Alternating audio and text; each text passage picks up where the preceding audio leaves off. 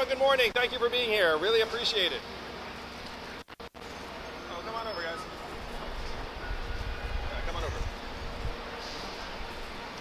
We can stand close to me. It's fine. Come on, George. It's so hard to keep them out. Yeah, this will work. Thank you, guys. Great. Thank you all for being here. It's tremendous to see everyone. We're here at a New York establishment that many of us know well, Schippers. But we're going to talk and we're going to hear from Andrew Schnipper. His brother Jonathan is with us as well. So the Schnippers did something that touched so many cultures, starting back in 1990. They started a restaurant here in Manhattan called Hale and Hearty. Who here has been to a Hale and Hearty? All of us, right? So Hale and Hearty expanded over the next 16 years to 18 locations. We've all run into a Hale and Hearty Soups on that cold, blustery day here in New York, and we saw that sign and we're like, oh my gosh, that's exactly what I need right now. And as they expanded those 18 locations, they created hundreds of jobs. This is the work of their lives up to that point. And then, like so many successful entrepreneurs, it had reached a point where they then sold Hale and Hearty Soups in 2006. That was, I'm sure, the culmination of incredible amounts of blood, sweat, and tears. It's like one of the pinnacles of an entrepreneur's journey. But then the Schnippers weren't done. They looked around and said, you know what New York could need? New York could use a restaurant where families can come, because they have families as well. Families could come and enjoy good food in a great atmosphere, spare no expense in terms of the decor and the atmosphere, just like really good, accessible comfort food. And so they opened Schnippers, and this location here, when it was opened in 2009, this neighborhood looked nothing like this. And I know this because I lived in this neighborhood. This was a tough neighborhood at that time. Opening this restaurant in this location was one of the acts that revitalized this entire block and neighborhood. I think you even beat the New York Times in this building, is that right? Roughly the same thing. They're moving at the same time, probably. So contemporaneous. So Schnippers moves in, and I know this well because I was one of your first customers. I was walking through this neighborhood, because I live not that far from here, was like, what is this beautiful establishment? And I came in, I ordered a turkey burger and fries, chili fries actually, and then one of their milkshakes, sat there and was delighted. And this became my go-to spot when I went to the movies on 42nd Street. I'd come here with friends, with my girlfriend, who then became my wife over time. So we had many incredible memories here at Schnippers. And I loved it so much that I actually started going to the Schnippers that was down on 23rd Street that they opened, because they opened 5 locations. So this has been an incredible journey, but now they're here to talk about what's facing small business owners today, right now in New York City. So let's welcome someone who's created hundreds of jobs here in New York City and fed so many of us, Andrew Schnipper. Let's bring him on up. Thank you, Andrew. Thank you. Thank you all. Thank you. It's nice to be here with Andrew. We're very excited to endorse him for mayor. We're excited to have some new leadership in this city. It's been an interesting, maybe that's not even the right word, a crazy year and about 15 months or so. My brother and I are lifelong New Yorkers. We're born and raised here. We didn't come here from someplace else. We've started businesses here. We are dedicated and committed to this city. The restaurant industry is a fascinating one. You only go into this business if you really have, or you really only should go into this business if you have DNA in hospitality in your DNA. It's a tough business. This is not a business that you go into. It is terrifying. Now, thankfully, the federal government came in and helped with PPP loans, which only did so much. We did the best we could to survive. We had to let go over 100 employees, like at one time, which, doing this for so long in my life, I've never ever seen that happen before. It was heartbreaking. Employees the employees that work for us are like our families. John and I work in these restaurants every single day. We see them every single day, and to have to let so many people go and not know where they're going, how they're going to provide for their families was beyond heartbreaking to us. But then, in addition, we dug in. We were able to keep a handful of employees on, and even losing money every single day was important to us to keep our doors open for the maybe 13, 14 employees that we kept on. That was their paycheck, and that was a way for them to provide for their families. And we were able to also provide meals to frontline workers in the early parts of COVID when we all saw that going on and what was going on with the hospitals and all of our healthcare workers. We jumped in. My wife Andrea, really partnered up with a bunch of charities, and we did everything we could to provide meals to all over the city. My brother and I delivered meals all the way up to Harlem Hospital, to other parts of the city, to really make sure that we could be part of that. And it felt really good, and it was great. But here we are, and I think when we were doing it, we never thought we'd be a year later still here, and still in the middle of this pandemic. Our business is still off 75%, give or take. So it's real. It's not, it's the analogy I like to use is that when you're on the 10-yard line and you get to you have 90 yards ahead of you, and you get to the 20-yard line, you still got 80 yards to go before you score. And that's sort of how we feel. Things are coming back, and we feel good about it, and we're excited to see it come back. But we also know the road ahead of us is really long. The last couple of years in this industry have been unlike let's say the last 5 years. Just to give a good data point, we're very unlike the first 25 years that John and I operated here in New York City. Many more rules and regulations, a real sense of an adversarial relationship between the city and City Hall, and the current administration, that that there wasn't a sense that we were partners, that they were there to help us do better and create jobs and create businesses. Almost in a lot of ways we felt like the enemy. And certainly coming out of COVID, it's not going to work. This city will not recover unless the restaurant industry recovers. We are confident about that. Times Square cannot become Times Square again unless restaurants like ours, and many of my colleagues and friends that have restaurants here, are able to open up and build their businesses back. And we need a mayor, we need an administration, we need a different aligning of how we operate within the city, where we are not atypical. I'd love to sit here and tell you how great we are. We are exactly like many of my colleagues, if not all of them, and friends. We care about our employees.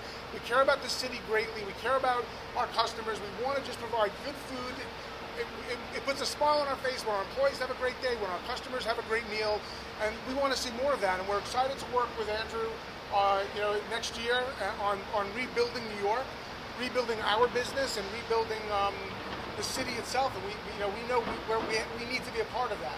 Just a couple things that I know Andrew is a proponent of, that that we've certainly been focused on in the last number of years. Before the pandemic, third-party delivery fees have been a huge problem for this industry. And I've been involved with the New York City Hospitality Alliance. I'm trying to get those fees capped. Fortunately, during the pandemic, the city council stepped in and capped those fees. But those caps are set to expire. And I know Andrew believes that they need to be put into place permanently. And there are policies like that are pro-business, pro-small business, so that we can grow, we can bring employees back. Because all those dollars, by the way, what happens when those delivery fees continue to increase? At the end of the day, you end up either not growing, you end up either cutting hours for employees. At some point or another, it hits our pocketbooks and it hits their pocketbooks. And one of the things I said to Andrew and his staff is that in the last couple of years, we've worked twice as hard for significantly less money. And I know that that's how many of my colleagues feel as well. And it's just not a great business model. There is a business model out there where we can all, where we can prosper and work as a partnership. We're here to do right and to do well. So I'm excited to work with Andrew. My brother, I know, is excited also, and we're hoping that for many years of better times ahead. And we're grateful to be here, to still be open. We had to close 2 restaurants during the pandemic, hoping to get them open possibly in other forms and possibly other locations. But we're down to 2 restaurants right now, and we're hoping that that things will continue to improve. But we've got a long way to go. And this is a resilient industry. Like I said earlier, we're lifelong New Yorkers. We're digging in, and we're doing what we have to do to maintain it and to stay here. So thank you all for coming. Thank you, Andrew, for your kind words, and we're looking forward to working with you, really. Thank you so much, Andrew. Thank you. Appreciate it. Let's give it up for Andrew. Thank you. Sign on the. Sure. Oh my God.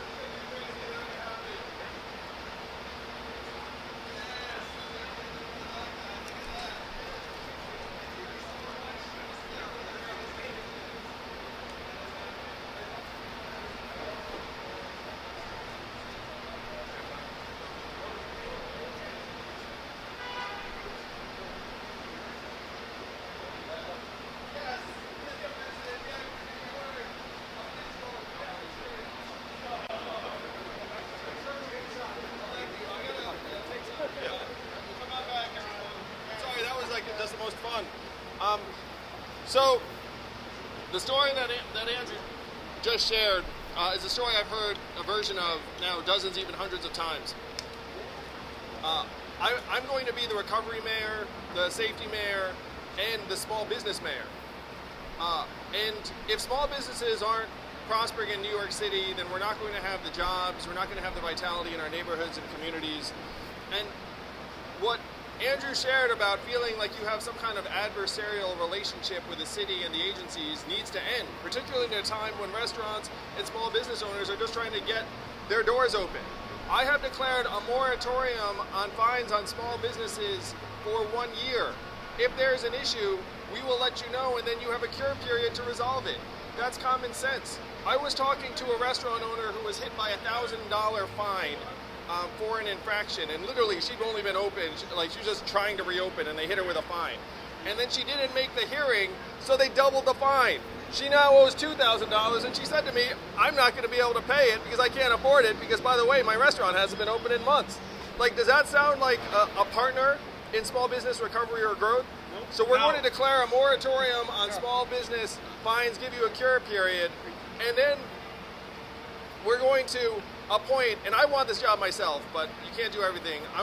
We're going to appoint a small business recovery czar who's going to be tasked with helping open, preserve, or reopen 15,000 small businesses over our administration.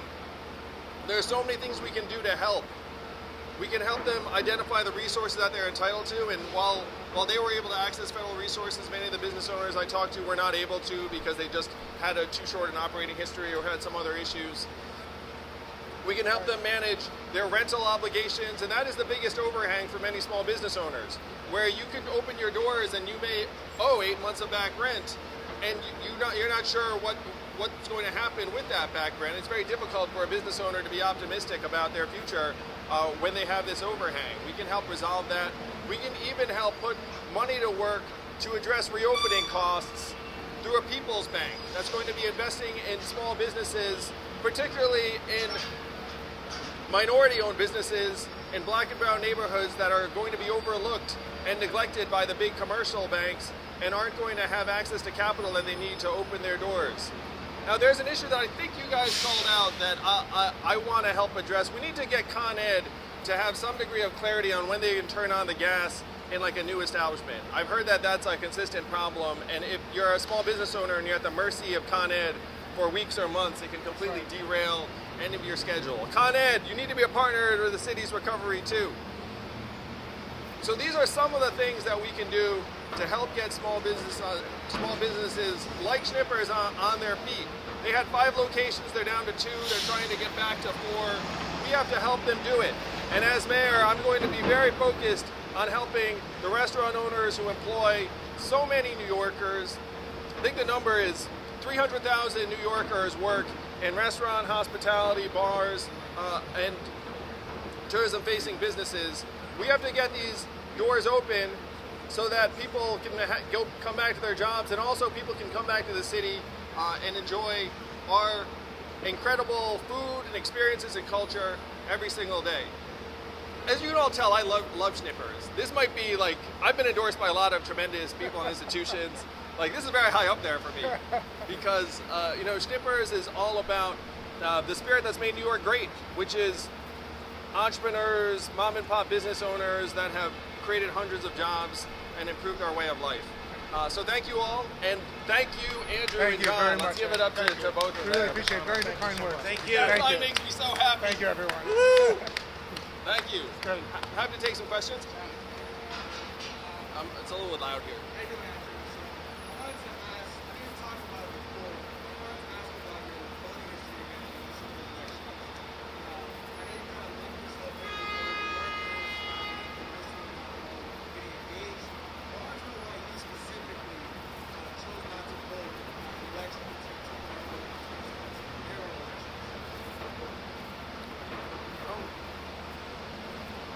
I think like a lot of people that arrived in New York City, at first I was a student, and then I moved neighborhoods, and I was, just starting out in my career. And so I think it took me time to even figure out like what the ins and outs of city politics were. And in many ways, like I still wasn't that aware of the process. my interests did tend to lie more towards like presidential races in particular, which I think put me in company with a lot of other Democrats.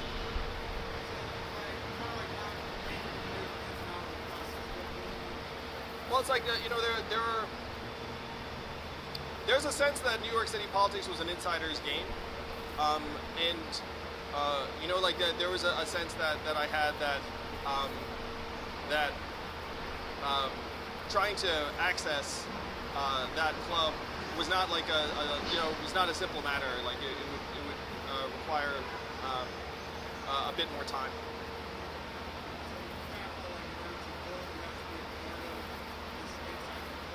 Well, and part of it too is like when you're a young person, when you're in your 20s, like I moved into an apartment on like, I think it was a 1-year lease, so you're not even sure what neighborhood you're going to be living in. So like, like 2/3 of New Yorkers, I was a renter, I was on 1-year leases for, I think probably at least like the first like 8 years. So like I wasn't even sure if I was going to be living in that neighborhood from year to year. Okay, I have a silly question and a serious question. The silly question is, do you have a scarf in the winter, or are you going to have a summer accessory?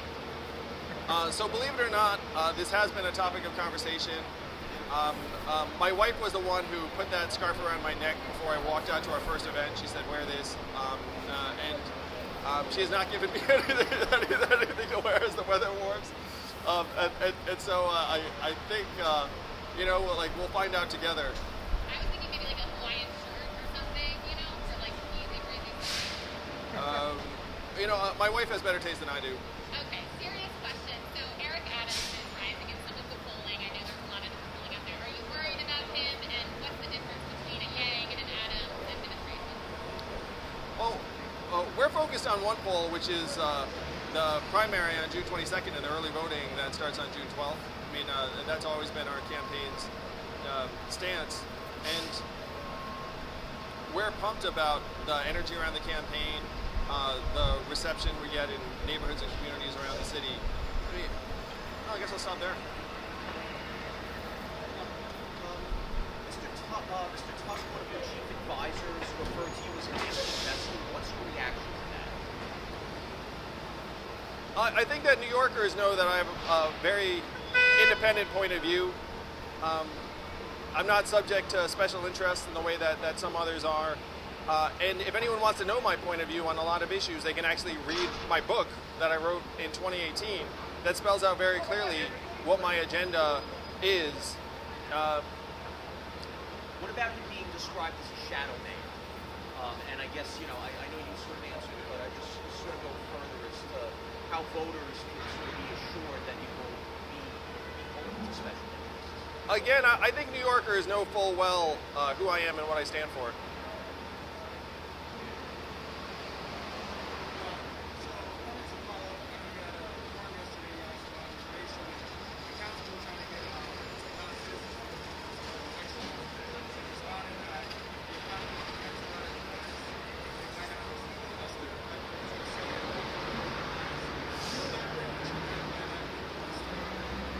I talked to people about this issue. They weren't sure about the regulatory authority necessary to actually pass that kind of measure. No, it was a couple of policy experts on the team. There was like a memo.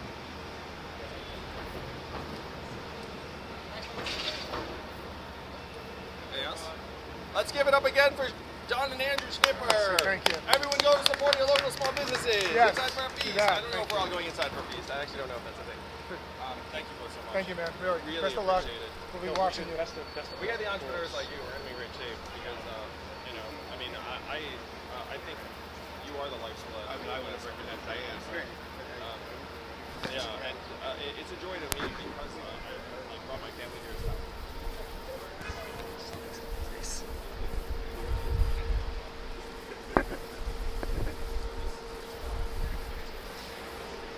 All right, team. What's up?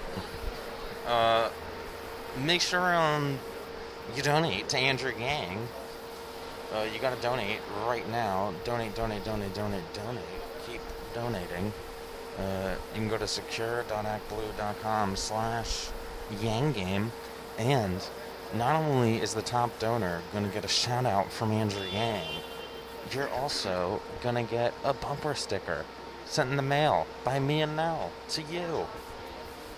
A Yang for New York bumper sticker sent in the mail by me and Nell. It's awesome.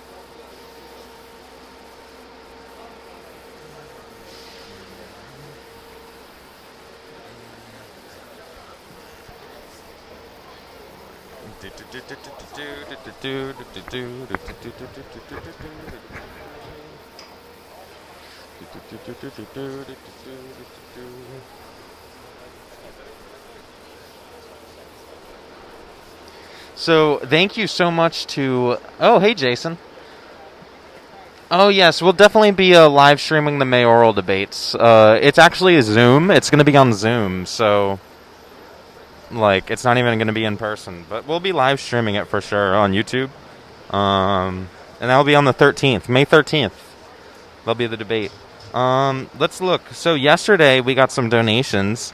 Thank you so much, Deborah, for the $100 donation to the Yang for New York campaign. That is awesome, Deborah. We really appreciate it.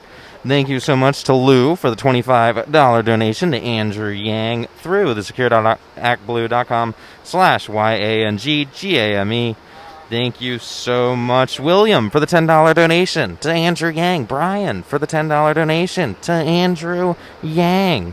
Thank you so much to Vaughn with the $10 donation to Andrew Yang. Thank you, Scott, for the $5 donation to Andrew Yang. Thank you, Jane, for the $10 donation to Andrew Yang. The donation link is secure.actblue.com/donate/yanggame.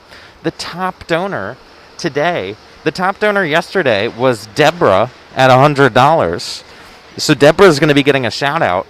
But for today, whoever has the top donation during today can also get a shout out. So who's it going to be? Right now, the top donation is $0. We have not had a donation yet today.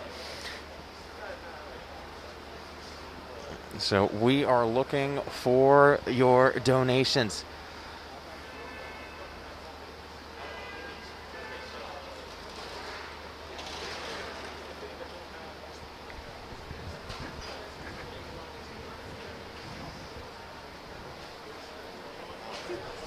Ma excuse me.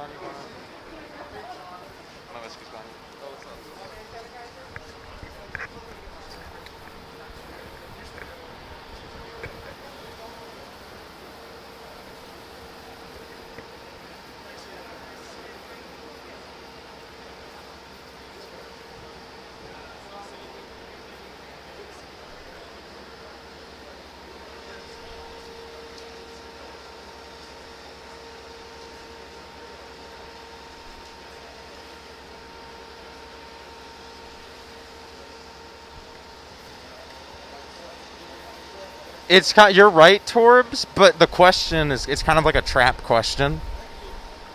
Like, so he's gonna not like. It's yeah.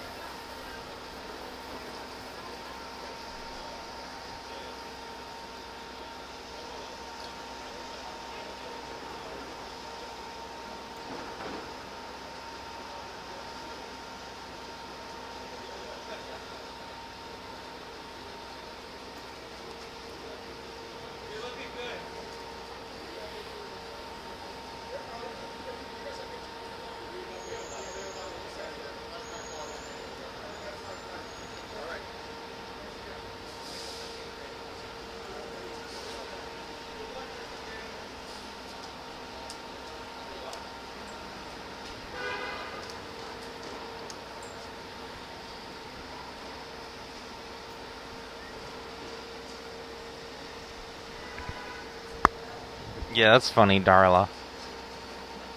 Yeah, that's kind of what I was saying, chicken rice. It's like, it's not really a question about his policy. They're trying to... It's like they're trying to like make this big connection between like Yang and the consultants that he has help running his campaign. Even though like every campaign ever uses consultants. So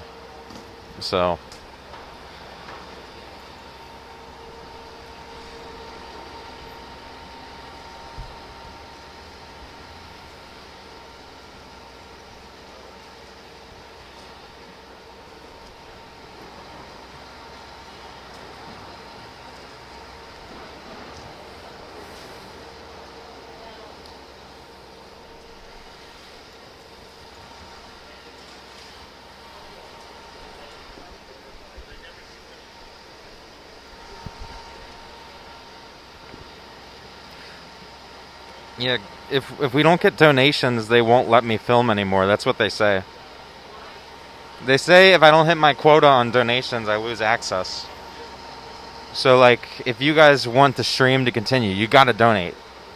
I'm not even joking. What about the time for a money gun? Yeah, it is.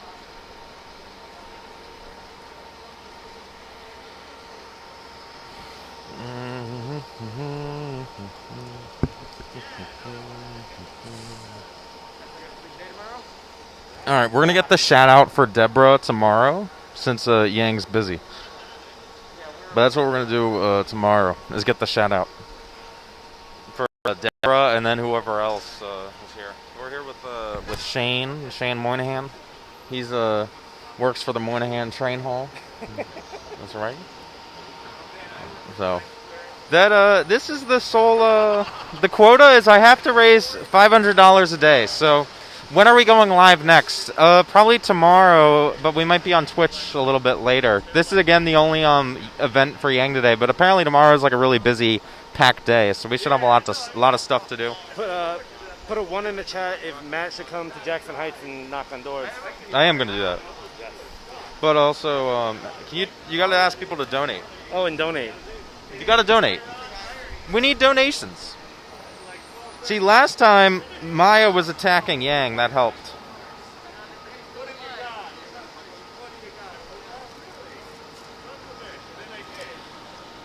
All right.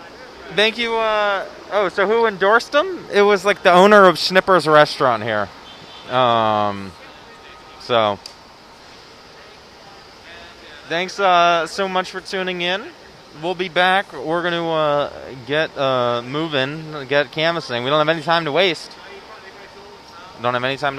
Andrew. All right. Everybody? Oh, wait. Yeah, actually, let me advertise the bumper stickers real quick.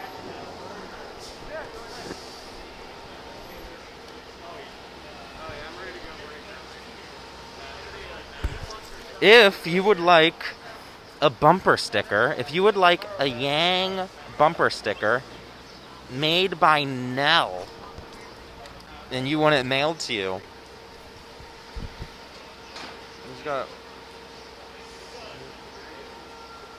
if you want this mailed to you, it's going to be given to our top donator. So not only is the top donator going to get a shout out, they're also going to get one of these Yang for New York special bumper stickers. Oh, what's up, Kyler? It was the owner of Schippers Restaurant. Schippers Restaurant. So the small business community coming out to support Yang, because